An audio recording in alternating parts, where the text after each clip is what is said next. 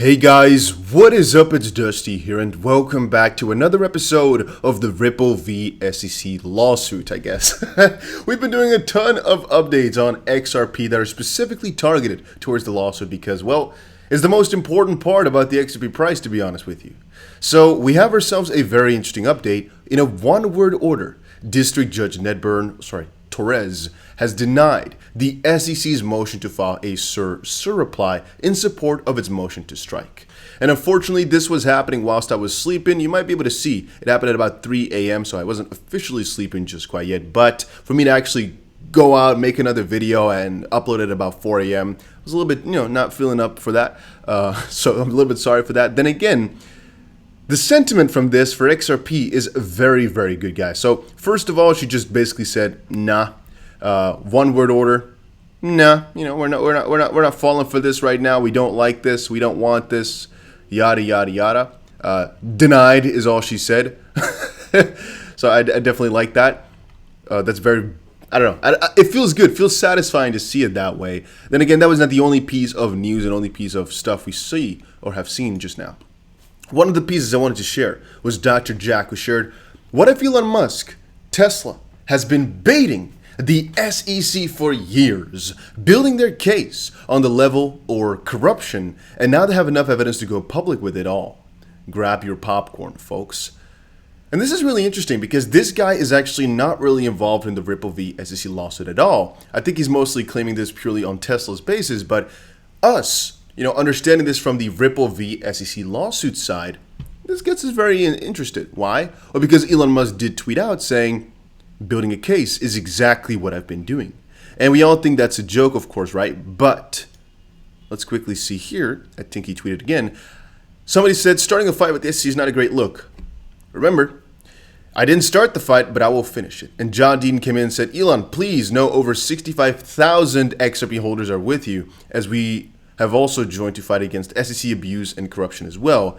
And I don't think he replied to that, but that would have been juicy if he did, guys, because oh man, is this going to be an interesting battle now that Elon kind of is showing a little bit more of a FU type of sentiment towards the SEC. It gets me hyped up. This type of stuff gets me hyped up, just knowing we're on the right path here to fight against the SEC, because it makes no sense.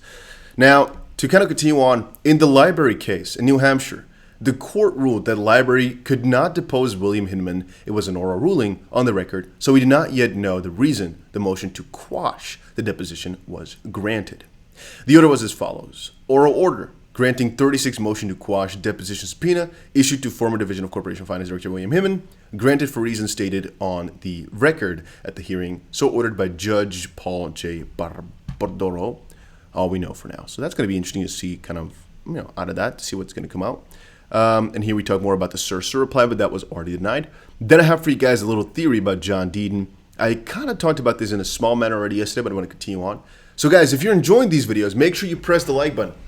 I try to provide you guys with all the most important news every single day. So again, make sure you help out by pressing that. Why not?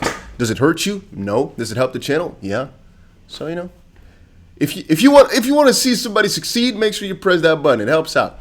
All right, the case against Brad Garlinghouse and Chris Larson is over.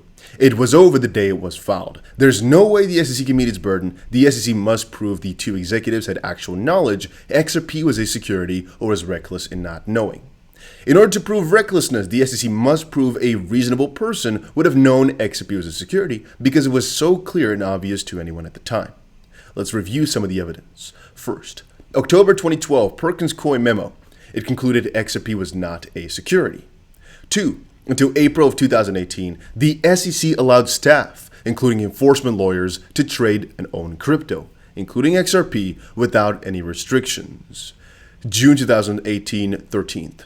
SEC legal memo analyzing with respect to XRP as a security. I still don't know what the WR means, by the way. There's like 7 different things it can mean, and I'm still not sure in this context what it's supposed to mean.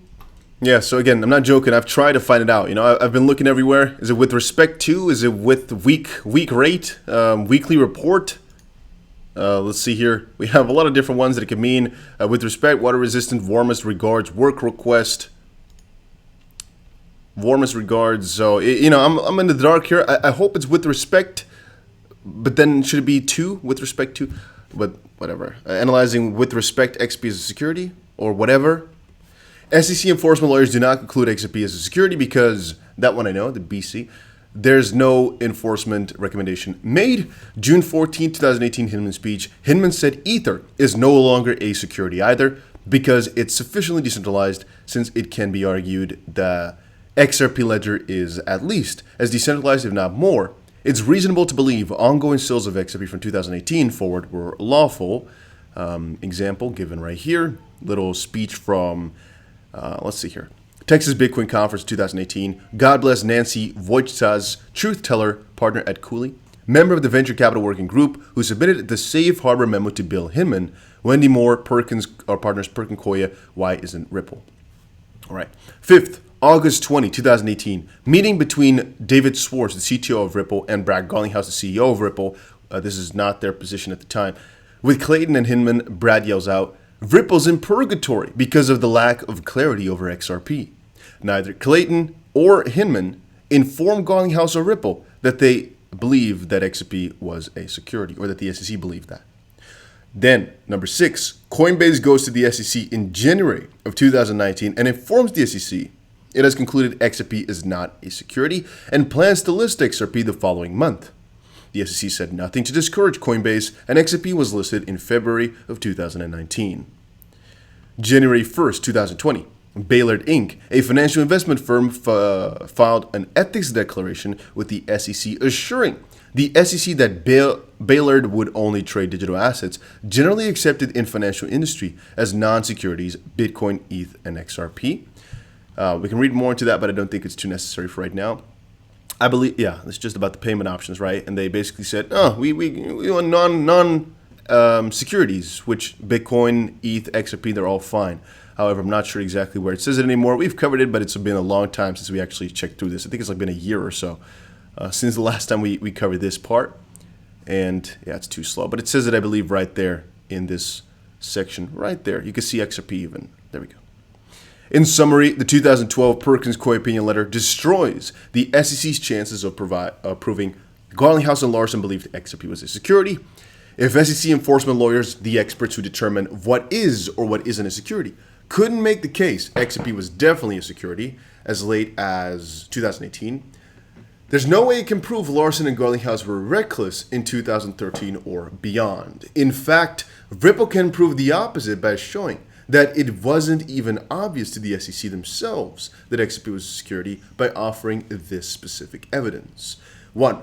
The SEC's own enforcement lawyers couldn't make the case in 2018. And 2. The Hinman speech provided reason to believe XRP was in the clear. 3. Clayton and Hinman didn't communicate XRP as a security during meetings until 4 months before the lawsuit. And 4. The SEC allowed its staff to own or trade XRP without restriction upon till 2019. And number 5, it allowed MoneyGram to sell XRP to retail holders through exchanges. Thus, Garlinghouse and Larson can prove they didn't believe XRP was a security. They can also prove the SEC itself wasn't convinced XRP was a security. The final nail in the SEC's proverbial case, is proving what most independent market participants believed. You prove that by offering the Coinbase and Baylard evidence. Coinbase, with its sophisticated security lawyers, concluded in 2019 that XRP was not a security and communicated the fact to the SEC and then proceeded to list XRP. Baylard, a typical market participant, was very concerned about digital assets potentially being unregistered securities and therefore made clear to the SEC it would only trade digital assets generally accepted within the community or industry as non-securities, of which XRP was one of them. The defense rests. Whew. And then there's also, this is one I remember, I wanted to shout it out just now, but I remember that Jeffrey said it. John, don't forget about that one email from the one guy named Frank, I believe, who received from the SEC in October 2020 saying that the SEC has not made a determination on XRP being or being not a security. And John said, I thought of it, but forgot to include it as I was composing the tweet. Thanks. A very important part. In 2020 somewhere as well, October, somebody sent a letter to the SEC asking about XRP, about whether or not it was security, or whether or not the SEC thought so. And they said, we don't know just quite yet. We haven't made our mind up on that. Which again is another big plus for Ripple's side, I would say. And guys, generally speaking, I'm just really excited for XRP. Short term, as I've said in my little warning video, we don't really know what's going to happen. But it's mostly because it's following Bitcoin. We all know, you can see it here a little bit on the right side of the screen. If I can, you guys can't see it because my camera is in the way. Let me quickly move the camera a little bit. You can see it right there, right here.